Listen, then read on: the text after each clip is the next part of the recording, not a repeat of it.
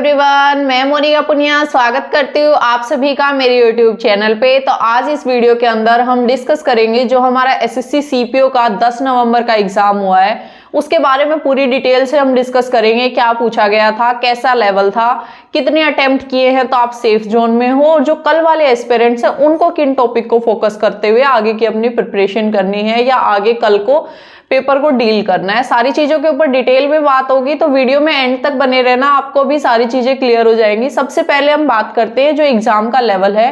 Exam का level कल भी मैंने आपको बताया था इजी से मॉडरेट की साइड पे है, बिल्कुल भी हार्ड की साइड एग्जाम नहीं जा रहा है। बिल्कुल प्रीवियस ईयर के जैसा एग्जाम पूछा जा रहा है। जो 2020 का पेपर था आपका ऑलमोस्ट वैसा ही पूछा जा रहा है। टेक्स्ट बुक से सिर्फ आपकी जीएस अच्छी पूछी जा रही है, बाकी टेक्स्ट बुक लेवल ही है, बहुत मुश्किल नहीं है एग्जाम। और आज भी बिल्कुल वैसा ही रखा है। सीपीओ की एक ये खासियत भी बोल सकते हो, सीपीओ के एग्जाम में यूजुअली जो एसएससी है या टीसीएस है वो अपने लेवल को मेंटेन कर पाती है, लगभग इक्वल ही लेवल के जो शिफ्ट है वो देखी जाती है। इसलिए सीपीओ के अंदर बहुत ड्रास्टिक आपका नॉर्मलाइजेशन नहीं होता है। नॉर्मलाइजेशन वही 8 से 10 नंबर मैक्सिमम मिल पाता है। उसके बाद एक एक सब्जेक्ट से रिलेटेड बात कर लेते हैं। सबसे पहले जीएस पे बात करते हैं। जीएस में आज भी आपका स्पोर्ट्स भर भर के पूछा गया है, कल भी आपका स्पोर्ट्स भर भर के पूछा गया था।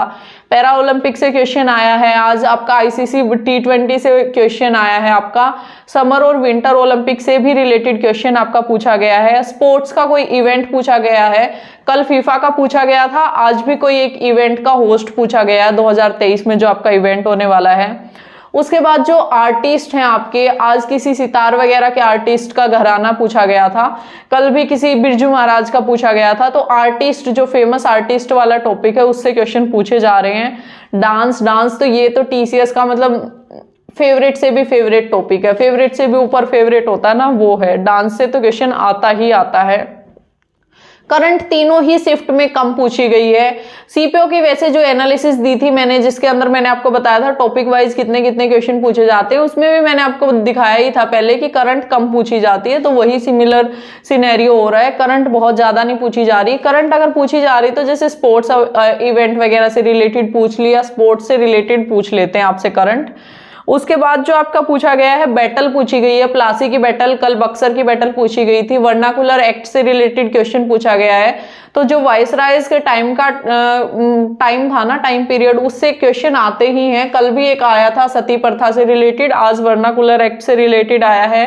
डैम कल भी पूछा गया था, डैम आज भी पूछा गया है। बुक्स एंड ऑथर्स सीपीओ में है ही फेवरेट टॉपिक, इससे तो क्वेश्चन आते ही आते हैं कि मतलब इसके तो पहले ही बताया था कि 2 से 3 क्वेश्चन आएंगे और वैसा ही हो रहा है, बहुत ज्यादा क्वेश्चन आ रहे हैं। एक बच्चे का कल डाउट था कि न्यू बुक्स आ रही हैं पुरानी आ रही हैं, पुरानी बुक से भी 2 क्वेश्चन के अराउंड आते हैं, कभी कभार एक न्यू वाला क्वेश्चन भी आ जाता है। उसके बाद में आपका पॉलिटी में आज भी आर्टिकल पूछा गया था, ज्वाइंट सीटिंग का जो अपनी राज्यसभा लोकसभा की संयुक्त बैठक होती है उसका आर्टिकल पूछा गया था। उसके बाद हम बात करते हैं हम इंग्लिश सेक्शन की। इंग्लिश सेक्शन के अंदर आपका कोई ज्यादा चेंज नहीं है, बिल्कुल प्रीवियस ईयर पैटर्न है, प्रीवियस ईयर की ही जैसे ही चीजें आपसे पूछी जा रही है, कुछ भी बहुत अलग नहीं पूछ रहे हैं आपसे। एक्टिव वॉइस, पैसिव वॉइस आज भी आए हैं, कल भी आए थे। उसके साथ साथ कल क्लोज टेस्ट आया था, बस आज आपका पैसेज भी पूछा गया है। उसके साथ साथ ईडियम के ऊपर फोकस ज्यादा कर रहे हैं, ईडियम ज्यादा पूछी जा रही है। उसमें ईडियम्स में भी जो मैंने आपको कल बताया था ना फिलिंग दी ब्लैंक्स के टाइप से कि इसमें मोस्ट सूटेबल ईडियम कौन सा हो सकता है, या फिर 3 आपको एक मीनिंग दे रखा है, उसके 3 आपको मीनिंग मतलब 4 नीचे आपको ईडियम्स दे रखे हैं, तो आपको चारों का मतलब पता होना चाहिए, तब आप उसको फाइंड आउट कर सकते हो। मतलब थोड़ा सा ट्विस्ट करके पूछ रहे हैं। कल भी वैसे ही पूछ रहे थे, सेंटेंस में आपके सिनोनियम्स को यूज करके वहां से आपको मतलब पूछ लेते हैं। 4 लगभग आपके सिनोनियम एंटोनियम पूछे जा रहे हैं। उसके बाद में अगर हम रीजनिंग की बात करते हैं तो रीजनिंग आपकी इजी आ रही है, बिल्कुल भी मुश्किल नहीं आ रही है। 4 से 5 क्वेश्चन कैलकुलेटिव हमेशा ही होते हैं, उसके ऊपर कोई ऐसे बड़ी डिस्कशन करने की बात होती नहीं है। वैसे डुएबल है बिल्कुल रीजनिंग। मेरे बहुत क्लोज वन से भी मेरी बात हुई है, उन्होंने भी मेरे को यही रिव्यू दिया है कि आपका पेपर बहुत डुएबल है। ऐसा बिल्कुल भी नहीं है कि आपका पेपर डुएबल नहीं है। मैथमेटिकल ऑपरेशन वाले जो क्वेश्चंस है प्लस को माइनस से चेंज करने वाले, वो आज भी भर भर के पूछे गए हैं, कल भी अच्छे पूछे गए थे। उसके अंदर टाइम लगता है आपको, तो उसके ऊपर आपको देख के चलना है कि आप उसके अंदर टाइम अच्छे से सेव कर पाओ अपना। सीटिंग अरेंजमेंट से रिलेटेड 2 क्वेश्चन है। नंबर सीरीज आज भी इजी ही पूछी गई है, कल भी आपकी इजी ही पूछी गई थी।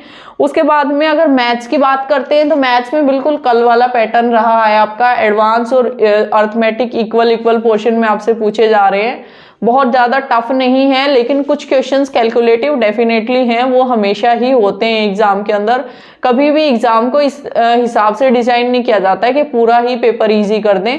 आपका 80% के अराउंड एग्जाम ऐसा होता है जो डुएबल होता है, और जो 20% के अराउंड एग्जाम होता है वो आपको थोड़ा सा कैलकुलेटिव बनाती है। टीसीएस का पैटर्न ही यही है, तो वैसे ही पूछ रही है। डीआई कल भी कैलकुलेटिव थी, आज भी कैलकुलेटिव है। आज फिर मैं वही आपको रिव्यू दूंगी या आपको सजेशन दूंगी कि डीआई को आप लास्ट के लिए छोड़ना, बाकी अटेम्प्ट कर लो, डीआई फिर लास्ट में अटेम्प्ट करना। उसके बाद यही थी आपकी ऑलमोस्ट चीजें सारी हो गई हैं कवर। अब मैं आपको बता देती हूँ जो कल वाले एस्पिरेंट्स हैं उनको क्या करना चाहिए। देखो, स्पोर्ट्स को बहुत अच्छे से पढ़ लो, जितने भी अवार्ड्स हैं, जितने भी आपके इवेंट्स होने वाले हैं उनको बहुत अच्छे से पढ़ लो, और क्रिकेट को तो बहुत ही ज्यादा अच्छे से पढ़ लो, क्रिकेट तो फेवरेट चल रहा है। बुक्स एंड ऑथर्स को पढ़ लो, जो स्पेशली लूसेंट के बैक साइड में दे रखे हैं उनको। वाइसरायज अच्छे से देख लो आप अपने, डांस अच्छे से पढ़ लो और आर्टिस्ट अच्छे से पढ़ लो, आपके डैम्स पढ़ लो और रिवर पढ़ लो, और आर्टिकल्स पढ़ लो पॉलिटी के। ये चीजें आप रिवाइज कर लो। रीजनिंग में कुछ भी चैलेंजिंग नहीं है, सिर्फ जो मैथमेटिकल ऑपरेशन वाले क्वेश्चंस हैं उनके ऊपर थोड़ा सा ध्यान देना, और इडियम्स जो आपके इंग्लिश के अंदर पूछे जा रहे हैं उनको थोड़ा सा ध्यान से करना, वरना गलती होने के चांसेस उसके अंदर आपके बढ़ जाएंगे।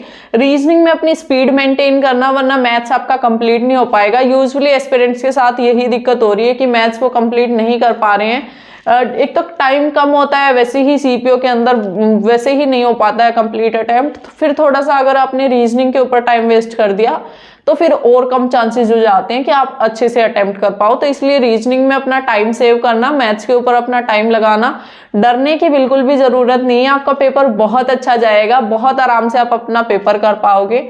अब बात कर लेते हैं कि कितने अटेम्प्ट्स गुड अटेम्प्ट है। अगर आज आपका पेपर पूछा गया है, आज आपका पेपर हुआ है, तो अगर आप एक यूआर कैंडिडेट हो और आप 110 से 150 के बीच में अटेम्प्ट कर रहे हो, 110 से 130 भी विद एक्यूरेसी मेंटेन करके अगर आप अटेम्प्ट कर पा रहे हो, 110 से 130 के बीच में विद एक्यूरेसी अगर आप मेंटेन कर पा रहे हो, तो आपका एक गुड अटेम्प्ट है। आप सेफ जोन में अपने आप को समझ सकते हो। और आगे जैसे भी आपको सीजीएल की प्रिपरेशन करनी है तो उसमें लग जाओ, फिजिकल की प्रिपरेशन करनी है तो उसमें लग जाओ। उन सब चीजों के बारे में मैं डिटेल में आपको बताती ही रहूंगी। तो यही था इस वीडियो के अंदर। Thank you so much for watching my video. अगर मेरे एफर्ट्स अच्छे लगते हैं, मेरी वीडियोज अच्छी लगती है, तो मेरी वीडियोज को लाइक कर देना, चैनल को सब्सक्राइब कर देना। Bye bye.